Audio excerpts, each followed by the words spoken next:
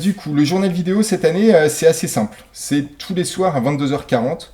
Enfin, tous les soirs sauf le samedi, le dimanche, le mercredi et le vendredi. Et puis le lundi et le jeudi, c'est à 22h. Lundi 22h.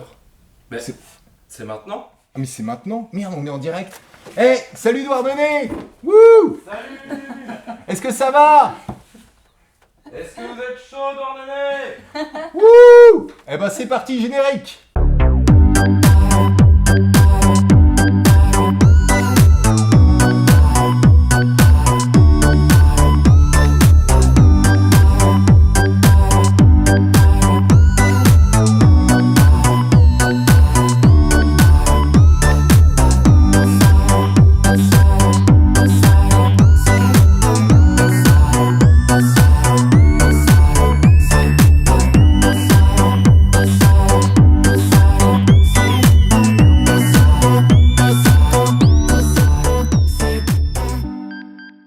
Il y a un film qui a été fait 20 ans plus tôt par Marie Elia, qui est une cinéaste douarneniste.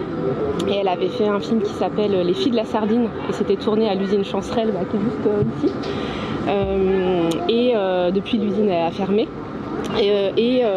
En 2024, quand j'ai commencé à m'intéresser à la question, c'était le moment du centenaire de la grève des sardinières, une grève qui a lieu en 1924, où toutes les usines de Douarnenez sont mises en grève, tout le monde est sorti, toute la ville a soutenu les ouvrières et elles ont obtenu gain de cause.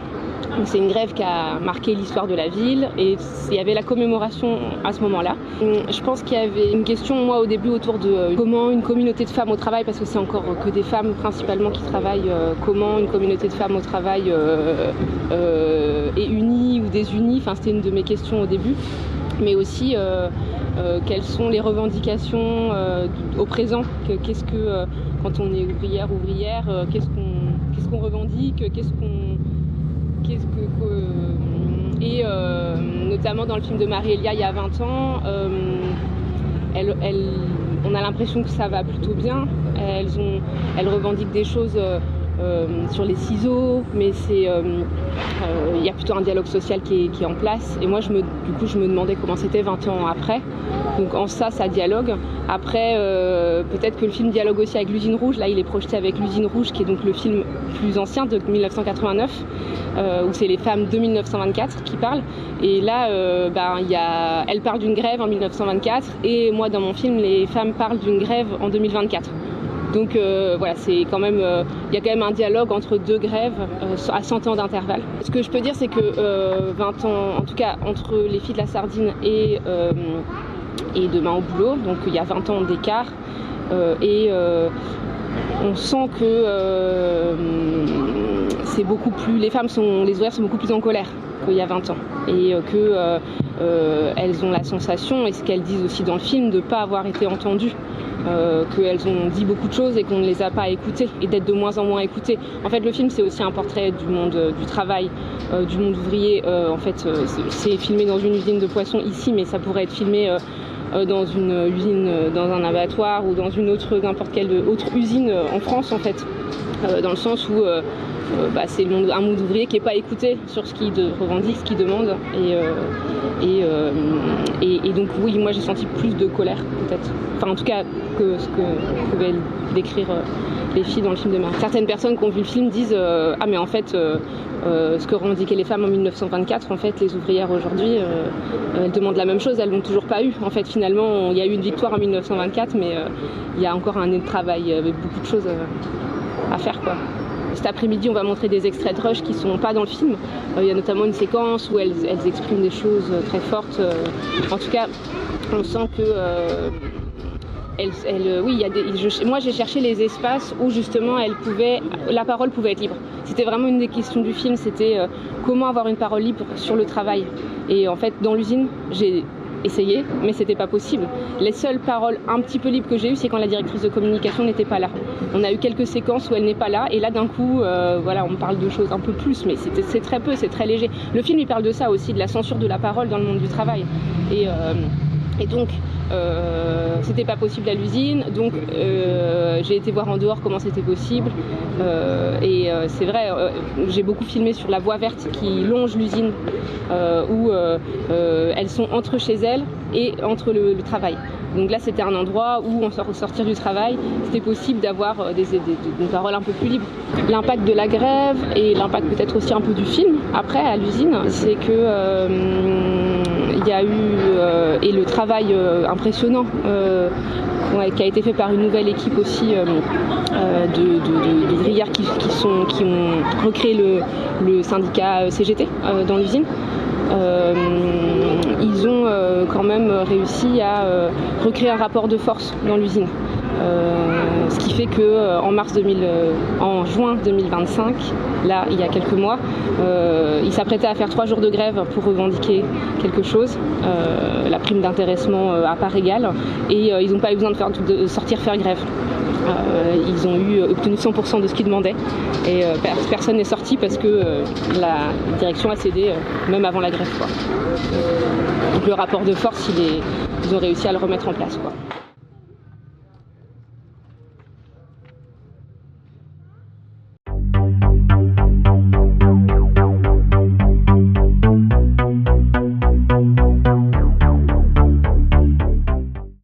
Je m'appelle Sepideh Farsi, je suis réalisatrice iranienne. Mon film le plus récent s'appelle Put Your Soul on Your Hand and Walk. Et c'est une tentative de casser le blocus médiatique exercé par Israël à Gaza. J'ai filmé mes conversations avec Fatma Hassouna, photoreporter palestinienne, pendant 1 an, et qui a été tuée, éliminée par l'armée israélienne le 16 avril 2025, le lendemain de l'annonce de la sélection du film à Cannes dans la section Acide. I'm 20. I am a photographer. I saw your photos. Here you can die bombing or fear, starvation. Je pense que le monde n'a jamais vu ça. On n'a jamais vu la protagoniste d'un film éliminée. On n'a jamais vu. D'ailleurs, depuis, il y a aussi quelqu'un de l'équipe de Northern aussi, Aoudé, qui a été tué par un colon israélien. Ça fait ni chaud ni froid, visiblement, hein, dans le monde. Et c'est extraordinaire et c'est gravissime. Clairement, je crois, le conflit le plus meurtrier en termes de victimes journalistes. Ça dépasse même le nombre des victimes des 2 guerres mondiales additionnées, pour dire combien. Parce qu'en fait, dans les autres conflits, en général, c'est des dommages collatéraux, ce qu'on appelle, ce sont des balles perdues, des bombes. Là, en fait, Israël et l'armée israélienne font complètement exprès. Fatma Hassouna, la protagoniste de mon film, a été ciblée. Il y a une enquête de Forensic Architecture, qui est une ONG basée à Londres, qui a conclu à ça. Mi-mai, l'enquête a été publiée. Et c'est vraiment une attaque ciblée par un drone qui a lâché des missiles. C'est totalement planifié. Donc, on ne peut pas du tout dire que c'est une erreur, que c'est un hasard. C'est volontaire et c'est réitéré et c'est signé. Donc, en ça, Israël a une volonté totale d'effacer en fait les traces de ce génocide, et c'est l'ensemble des journalistes palestiniens, puisqu'en fait, il n'y en a pas d'autres, comme le territoire occupé palestinien est interdit aux journalistes non palestiniens. Il n'y a que eux et elles qui peuvent envoyer des infos.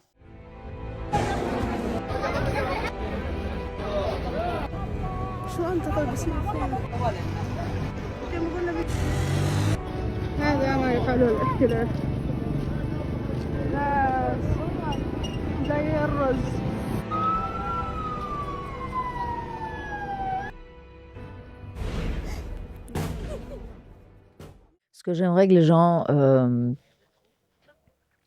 ce avec quoi j'aimerais que les spectateurs quittent la salle, Après, ce film, c'est la résistance, la résilience de Fatma, son sourire, son énergie. C'était incroyable. N'arrêtait pas de sourire. Du coup, ce que j'aime, c'est que ces mots de Fatem et que ces images fassent le tour du monde et que les gens s'en souviennent. Each of our conversations could be the last one. So every time we connect and I can see her face, it feels like a miracle. Now, my biggest dream to have one chicken and one chocolate. If you are here, my voice, you will hear the sound of airplanes. Every second you walk on the street, you put your hold on your hands and walk.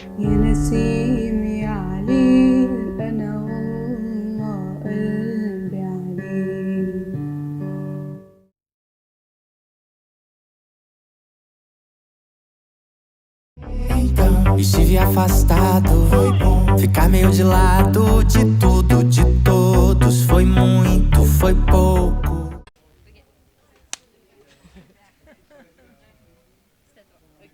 Qu'est-ce que la casquette solidaire ?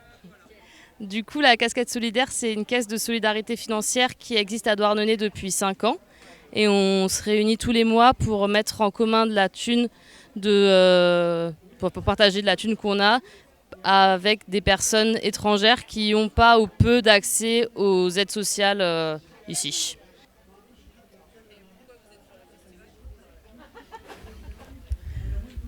Bon, on est au festival pour vendre des t-shirts, des sacs, qu'on a fait la sérigraphie ensemble avec les gens de la casquette. C'est tout.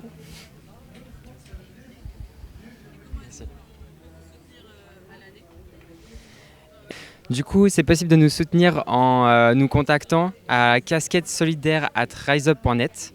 Et voilà, pour rejoindre. Et nous, c'est possible de faire des dons ponctuels ou réguliers ou juste de venir nous rencontrer pour voir, participer aux événements, etc. Voilà, merci.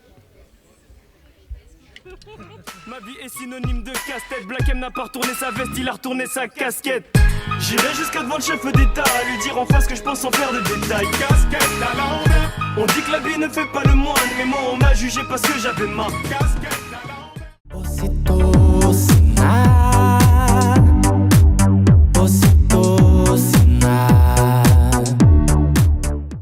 Bienvenue à toi, téléspectateur. Tu es en train d'assister à la première intrusion de Pirata TV sur le réseau hertzien. Pirata TV ne diffuse que des programmes libres. Alors ouvre tes yeux et prends garde. La tête de mort, c'est le côté télépirate, quoi. C'est l'origine de Primitivy qui a été créée pour faire des émissions pirates sur les ondes hertziennes et donc pour la libéralisation des ondes hertziennes. Et donc ça vient de là.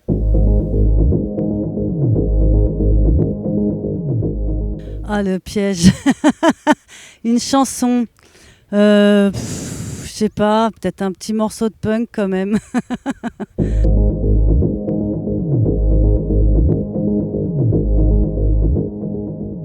Du coup, on produit ce qu'on appelle, nous, des chroniques, qui sont des petits formats courts, d'actualité sociale et politique, on va dire. Je suis Issa Belgafawi, le papa de Soumaïl, tué ici même par la police le 4 août 2021.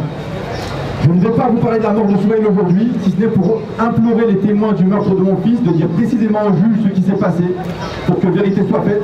Ne craignez pas la police, présentez aux yeux de toute la France combien l'institution policière est gangrénée. En fait, aujourd'hui, je vais vous raconter l'histoire d'un petit garçon de Briand, un petit maghrébin, né à Saint-Denis dans le 93. Et après, on fait aussi des longs métrages. Et là, on vient de coproduire le dernier long métrage de Nicolas Burlot qui s'appelle Les fils qui se touchent. Et voilà. Et on a fait donc La bataille de la plaine, Marge de manœuvre. On a fait plusieurs.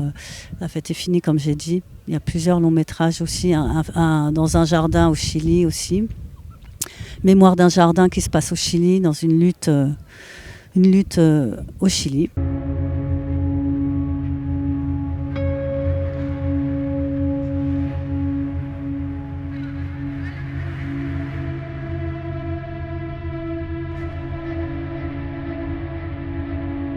Y te invito invitarlos a que sigan luchando junto a nosotros. La banda la componen alrededor de 11 músicos, somos todos heridos traumacular.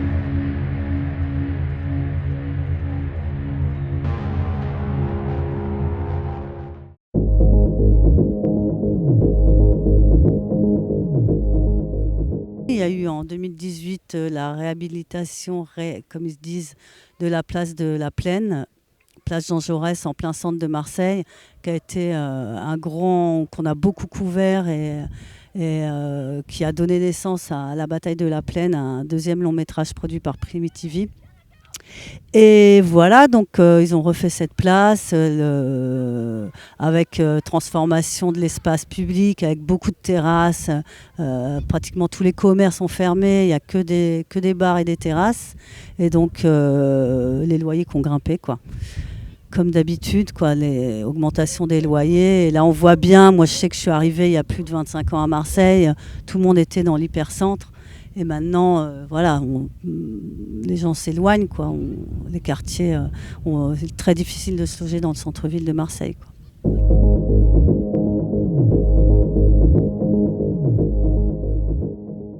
Eh ben, déjà, on refuse les subventions qui demandent des contreparties. On ne veut pas avoir de compte à rendre et on ne veut pas influencer nos lignes éditoriales, entre guillemets, en fonction de projets qu'on écrirait pour avoir des subventions, parce qu'on n'a pas beaucoup de subventions, mais on vit quand même avec un tout petit peu de subventions. Et après, essayer de rester proche des luttes, proche des gens, essayer de passer du temps sur les sujets qu'on traite, ne pas arriver et pas... On n'arrive pas toujours, mais c'est vrai qu'on essaye de réfléchir à des formes un peu différentes que des formes, entre guillemets, télévisuelles de gauche, quoi. Et ce qui n'est pas évident, mais on y réfléchit.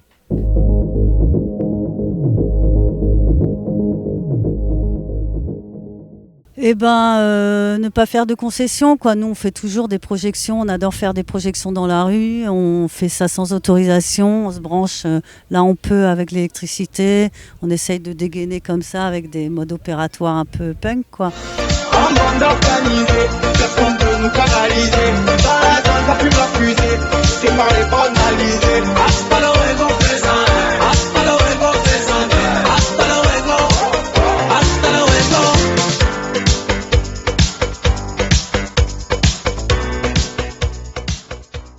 Se falta entrega pro meu hoje em dia, eu mergulho, me afogo na sua.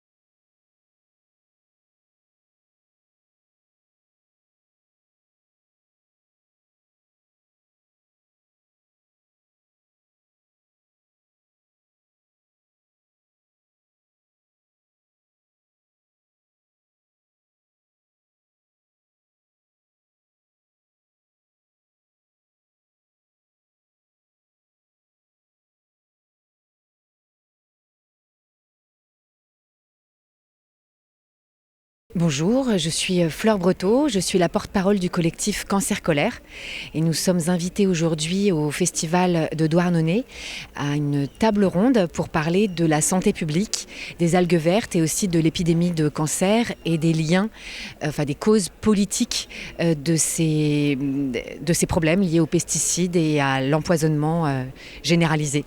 Les chiffres de Santé publique France sur notamment le cancer qui ont été publiés en mars 2025 montrent que le cancer est une épidémie en France. Bon, c'est un phénomène mondial, il n'y a pas qu'en France. Et que le cancer augmente dans toutes les catégories de population et c'est particulièrement inquiétant chez les enfants et les jeunes adultes. Le cancer est devenu la deuxième cause de mortalité chez les enfants après les accidents.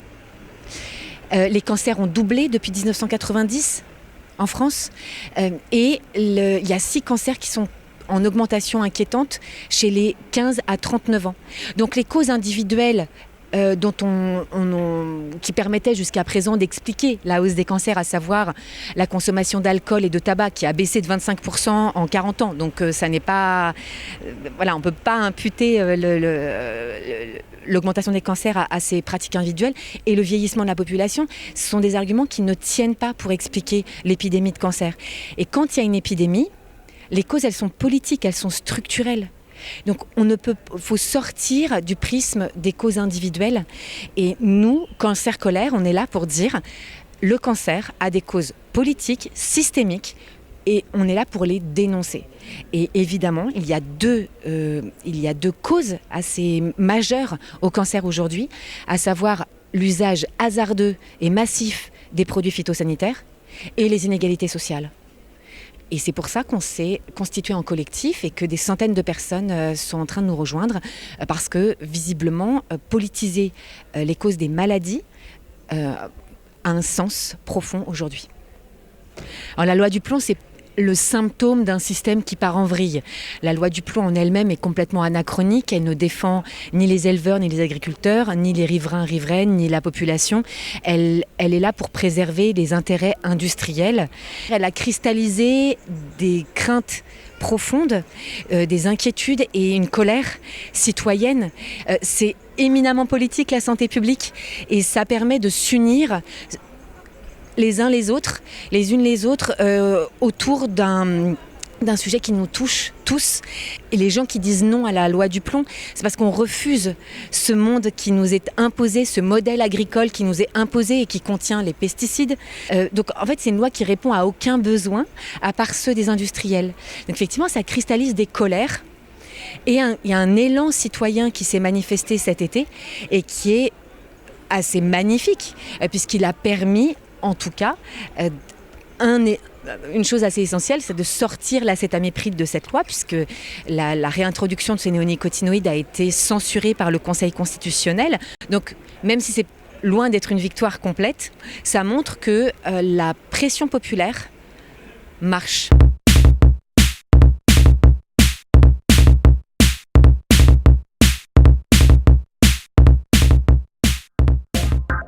Et aujourd'hui, des millions de personnes veulent retrouver leurs droits et dire le peuple, la population, les citoyennes et les citoyens ont le droit de décider de leur souveraineté alimentaire. Ça n'est pas au lobby industriel de décider de l'avenir de notre alimentation, de notre environnement et de notre santé.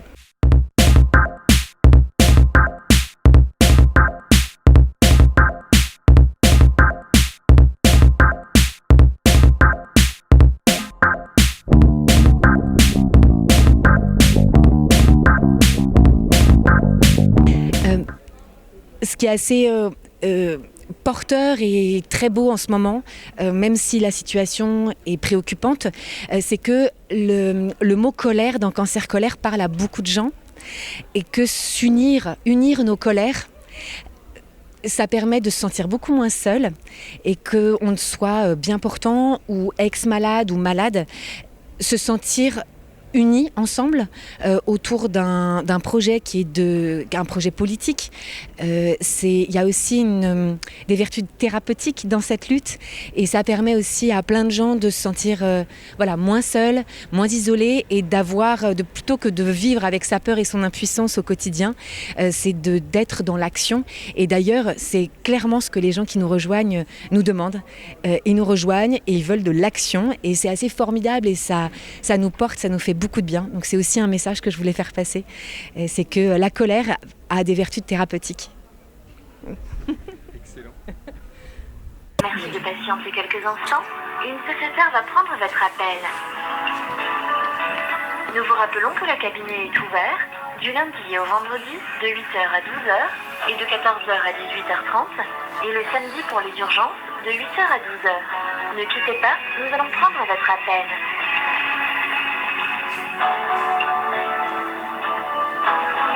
Cabinet médical, bonjour. Oui, bonjour. Je vous appelle parce que je suis actuellement présent sur le festival de Douarnenez. Je vous entends très très mal. Ça fait aquarium à moitié là. Ah oui, je vous assure, je suis pas dans un aquarium. Je suis au festival de cinéma de Douarnenez. Et, oui, les interférences. Ah ouais, et j'aurais souhaité un arrêt de travail parce que là, ils viennent de dire là, pendant un débat que la lutte c'était une thérapie et comme moi ça va pas très bien, j'ai un peu mal à ma gauche, je me demandais si j'aurais pu avoir un arrêt de travail pour pouvoir tout bloquer à partir du 10 septembre. C'est qui le médecin, monsieur ? Alors, ça peut être n'importe qui, hein, tant qu'on y arrive. Non. Et puis là, moi, je me disais, comme en fait, ça sert à rien que je bloque tout seul. Je me demandais si c'était possible d'avoir un arrêt de travail collectif pour tous les gens qui sont sous le chapiteau là en ce moment. On est genre 300. Alors, excusez-moi, je vais vous couper. Excusez-moi, j'ai compris. Vous, il y a un arrêt de travail. Vous êtes sur le festival du cinéma, c'est ça ? Ouais. Par contre, moi, j'ai 3 médecins en congé. J'en ai qu'un qui est remplacé. Donc, inutile de vous dire que les plannings sont surchargés. Donc, on va pas pouvoir vous recevoir et encore moins. Encore moins si on est 300 quoi. Faudrait voir vers un autre médecin.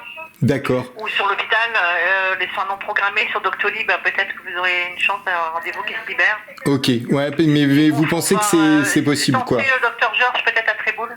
D'accord, ok, bon, bah, je vais tenter ça, ça marche. Merci beaucoup. Voilà, je suis désolée. Hein. Non, bah, de toute façon, il faut essayer. Hein. Oui, vous avez raison. J'aurais eu la place, c'est bon, mais là, c'est pas possible. D'accord, bon, bah, ça marche. Bon, bah, on y croit, alors on essaye. Merci. Oui. Au revoir. Au revoir.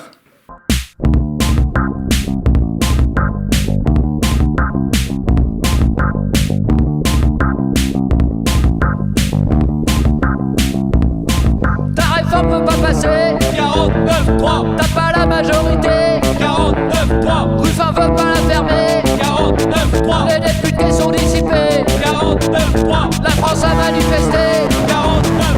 Rien à foutre de la CGT